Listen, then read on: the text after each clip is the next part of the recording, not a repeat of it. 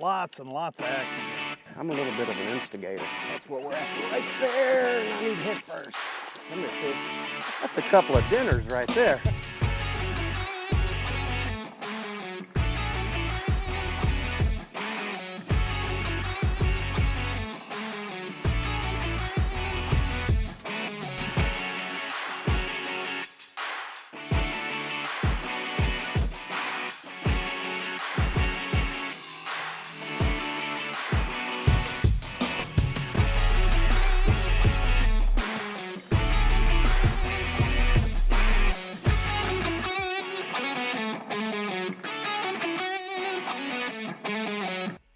Welcome to Find Your Outdoors. I'm your host, Frank Willem. This week, FYO takes you near the end of the earth, otherwise known as Venice, Louisiana. The Mississippi River Delta area in South Louisiana offers some of the most fruitful fishing waters in the world. And we're joined this week by the team from Saltgrass Outdoors to find some big redfish.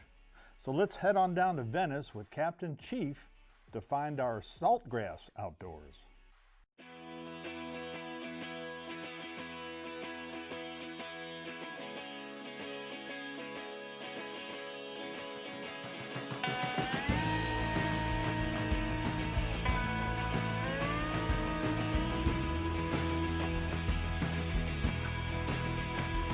Across the river, go through that little break in the rocks over there, and with the river up, it gets a little rough on the inside. You might see some wave action, some little whirlpools. It's actually kind of fun. All right, later. All right, guys, let's roll. Coming up.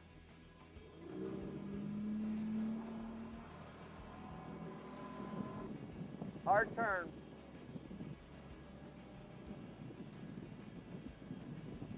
Hard turn coming up, watch your balance.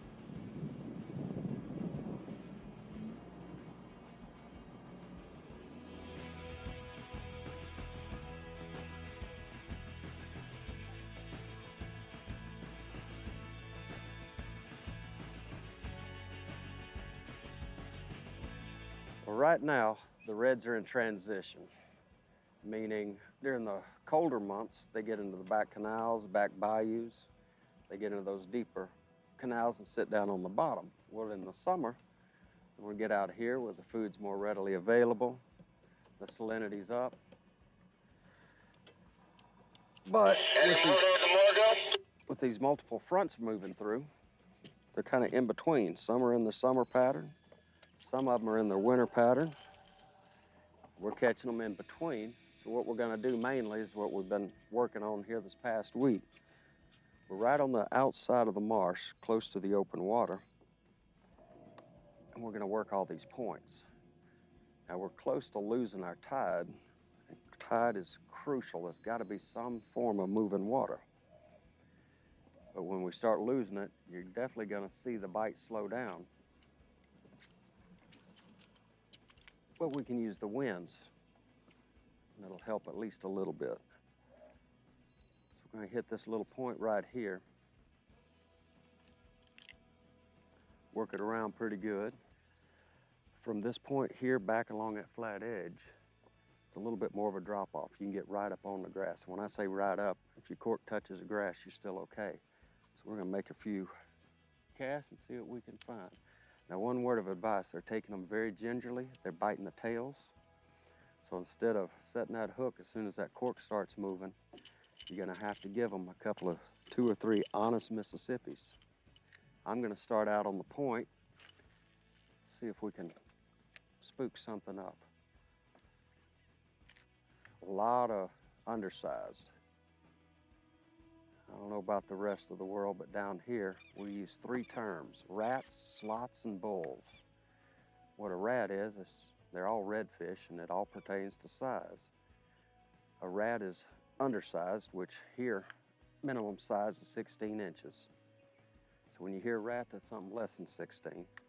Slots, kind of self-explanatory, and the bulls, which is what we're really after, they're oversized, 27 inches or bigger. Now popping this, which is popular along the Gulf Coast, That does two things. One, that splash sounds like a fish feeding at the surface. If you notice those beads on that cork, you can actually hear them. That sounds like a shrimp or a crab popping. So we're putting two different audible attractants out there. There you go. Get the slack out and then popping. Fish on. There's something small down there. You got him now. And start leaning to your left and work him away from that trolling motor.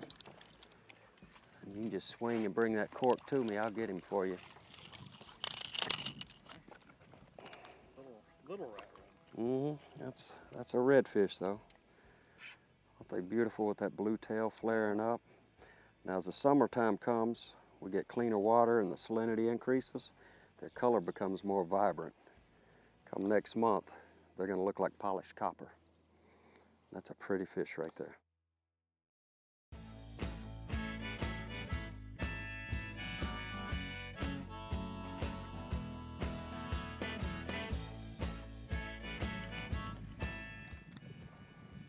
Might be a little better.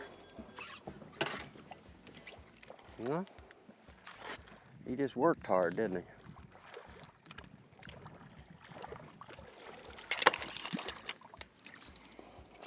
He's getting closer. I think I'm catching the same one over and over. Huh? No.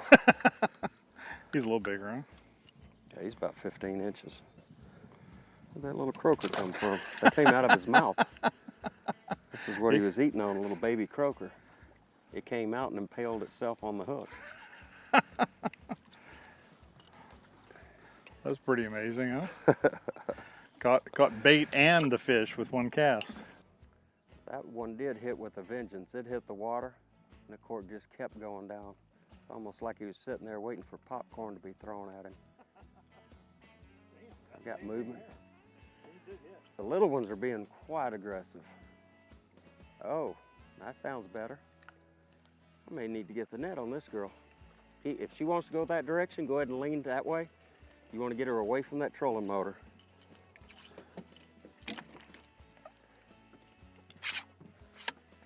Just keep that line tight. You don't have to worry about pumping it like a tuna.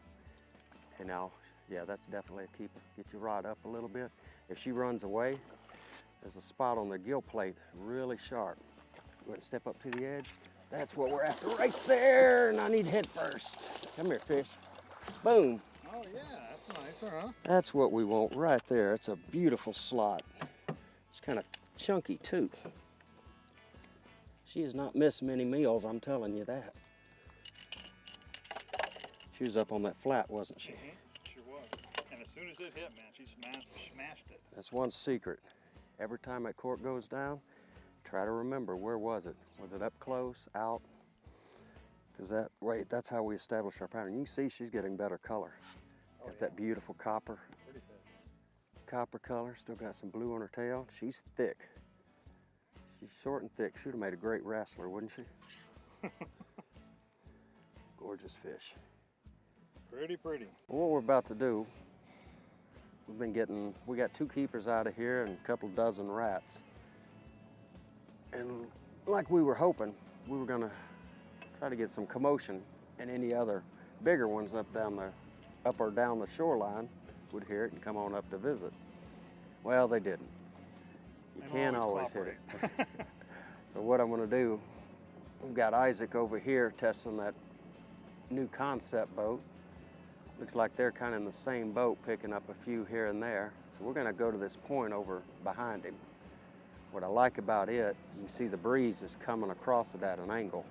Now from where he is, the other side of his boat, all the way up to the shoreline, all the way down to this point, that's another flat like back behind us. It's absolutely covered in shells. We're talking oyster shells or what have you. So we're gonna hit that point and kind of cast up onto the flat on this other end. Okay. Now Ike's on.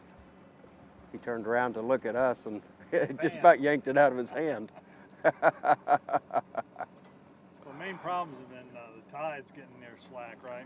Yeah, they rotate throughout the day. But we got a little later start today than what we've been getting, trying to get everybody set up. So it's coming into slack tide, and what we mean by slack tide, it's right at high or right at low tide. and everything just kind of stops for a little bit. When you look at a tidal chart, it looks like a big sine wave. What you want to be is in that middle section, because water is either flowing to get to low or it's flowing to get to high. A little pontoon boat. Now, what about the water this time of year? There haven't been many speckled trout you've been catching, and is that due to the water? That's exactly what it is. We've got that influx of fresh water, and everything's dirty right now. Usually this time of year, we're starting to get into them pretty good. But that river's been abnormally high, even for this time of year. So it's really dirtied things up. They're further out. So we're gonna concentrate on Mr. Redfish today. That'll work. He's working off of that point. I've seen a couple of hits over there.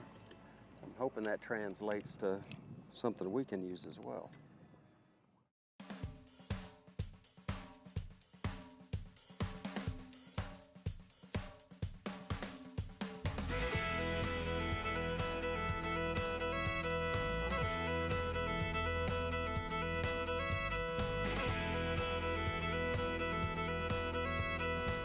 See, she has an old injury here that started healing up.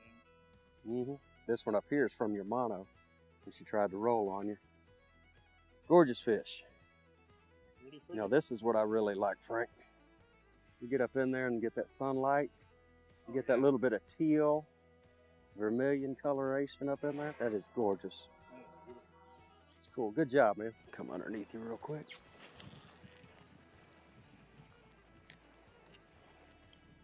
Man, that was quick. It's a little one, though. For a little guy, they're stout.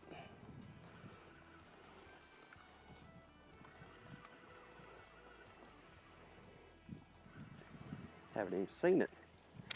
Oh yeah, we're gonna need the net on this one. She was coming at me. I didn't think she was this big.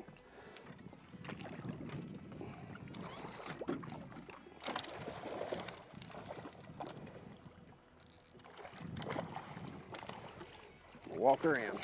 There we go. Thank you for the assist, my friend. You betcha, man. Turnabout's fair play, huh? Oh, come here, sweetheart. We have plans for you. Mirror image of yours. Mine's not quite as fat, though. That's what we're after right there. That's the best eating ones. Big enough. That'll feed 4 people. Well, once you include all your sides and your garlic bread. That's some good stuff. Nice.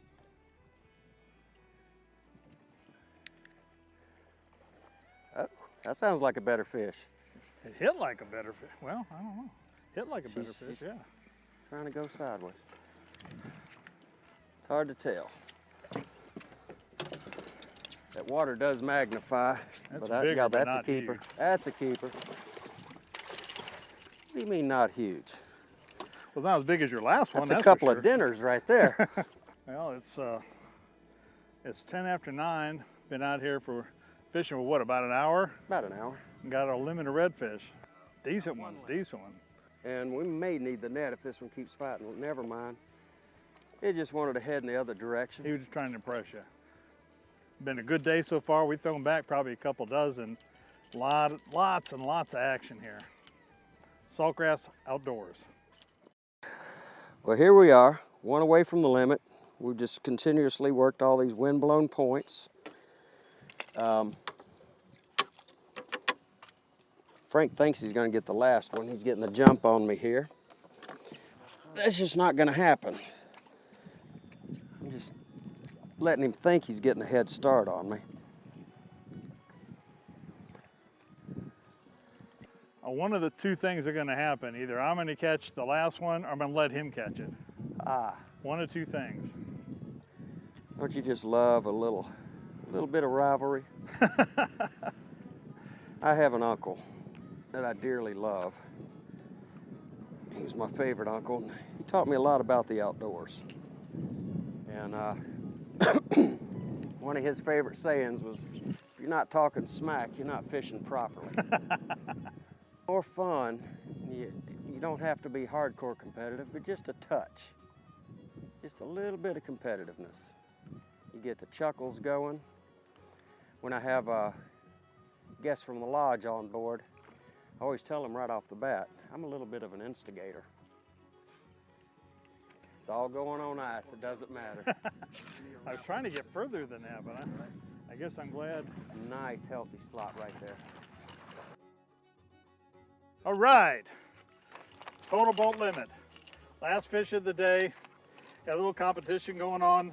I fished right on top of him, stole his fish. You gotta do what you gotta do. Sometimes you have to let the customer think they outfished you. Hey, I'll take it. But I tell you what, it was truly a pleasure, my friend. Pleasure.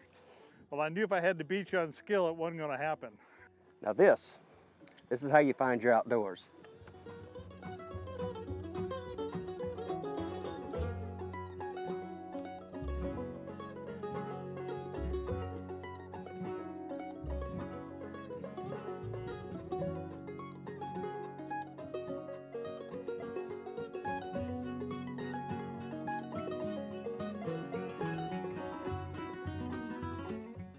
Well, as you can see, we had a great time. So much so, we couldn't fit it all in this episode.